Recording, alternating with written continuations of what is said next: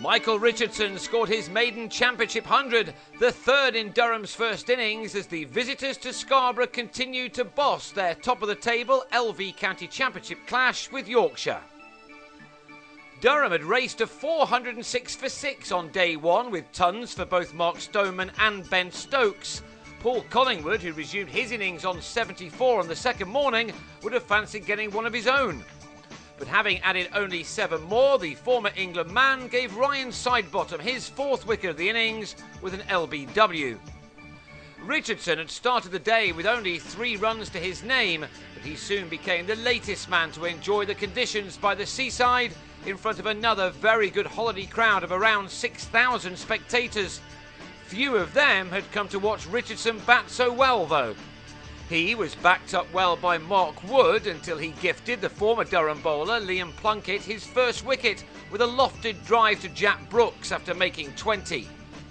Wood left with his side on 463 for 8, but Richardson remained and went to the 650 of his career and his third of this summer in only 9 championship innings. This one had required 80 balls, from which he'd struck 7 fours. He was about to find the rope on plenty more occasions. He received some rather unlikely support in the form of Jamie Harrison, who impressed so much with the ball last week in the thumping win over Surrey, which had set up this clash so nicely. It's a game that Yorkshire may well be happy to get away with a draw, especially after Harrison made a career-best 35 in a 9th wicket partnership of 84. Richardson batted through the morning session and well into the afternoon.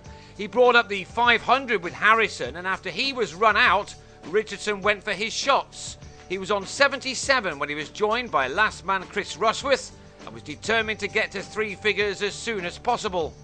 He smashed Kane Williamson for a massive 6 as he closed in on his maiden 100, and he got there speedily, moving from 77 to 3 figures in fewer than 5 overs, reaching the magic mark with another maximum to get to his ton off 142 balls. 11 fours also included in that.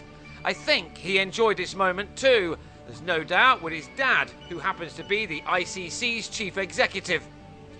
Richardson was out 2 balls later as he went for 6 number 3, but hauled out to Gary Ballance in the deep to go for 102, with his side making a massive 573 all out, which left Yorkshire well more than 400 to make just to avoid the follow-on. And they didn't make a good start to their reply either, with Adam Lyth flashing an edge to Stokes off Rushworth with 10 runs to his name. Yorkshire have made their own huge score at this ground already this season. Back in early June, Notts came here and hit 443, only to concede a first innings lead of 129, so there should have been nothing to fear for Phil Jakes and Williamson, who began to put bat to ball to good effect in the afternoon sunshine. They may have already realised that a draw would be the best they could get from this contest, but with 25.5 points separating these two at the top of the table before the start of this match, and Durham having a game in hand, then a draw would not be a bad result for them. The worry for Yorkshire was the amount of spin and bounce Scott Borthwick managed with his second ball, one which had Jakes taken close in by Will Smith, with the batsman on 36.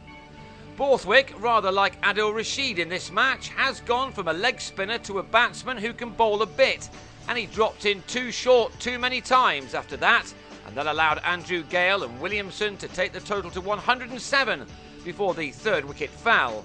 Gale made 272 in that game with Notts here, but this time he was out for just 12, beaten for pace and trapped in front by Harrison. With 26 overs still remaining in the day, Durham now sensed their chance, but Williamson held firm and passed a 50 for the first time as a Yorkshire player. He was now joined by Johnny Bairstow, who may have enjoyed an innings without the eyes of the national media on him. He, of course, has been used to playing in front of good crowds too in the test matches, and he did just what his county needed him to do here by picking off the Durham attack, giving the ball a good thwack in helping himself to a score of 42 by the close. He still has a big role to play on the 3rd day of this important contest. As has the New Zealand star Williamson. He was out for a duck in the other innings he's had for Yorkshire, but he moved comfortably to 76 by the end of this day, and 100 now beckons for him. Yorkshire go into the second half of this match on 182 for 3, which leaves them 391 runs behind and needing a further 242 to avoid the follow-on. But with both Williamson and Bairstow going well, and the ludicrously in-form Balance to come as low down as number 6, they should have every chance of doing that.